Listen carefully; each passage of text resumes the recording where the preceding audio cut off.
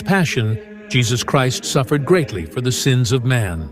He wore the crown of thorns, was scourged at the pillar, and had the 5 holy wounds inflicted upon him. While most Catholics know of these, few are familiar with the shoulder wound of Jesus and the miraculous story behind its devotion. Tradition says, as Jesus walked the 3 miles from Pontius Pilate's courtyard to his crucifixion at Calvary, the cross dug through his shoulder, ripping flesh from bone. According to a pious legend, Saint Bernard of Clairvaux prayed and asked of Christ what was his greatest unknown suffering, and what wound suffered in his passion was most painful.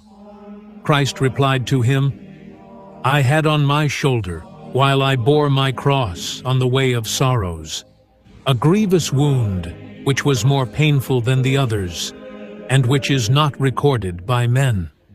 Christ asked that Saint Bernard and other members of the faithful keep a devotion to his shoulder wound, and that those who do will receive God's grace.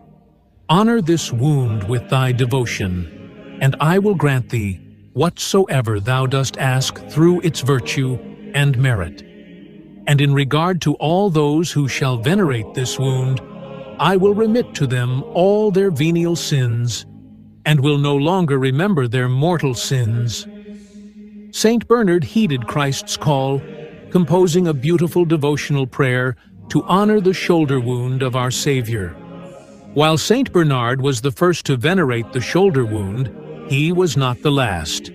Saint Padre Pio kept a devotion, and also suffered the same wound himself as a stigmata. When Pope Saint John Paul II was still a priest, he visited Padre Pio and asked him which wound was his most painful. Father Wojtyła expected that it was his chest wound, but the saint replied, "It is my shoulder wound, which no one knows about, and has never been cured or treated."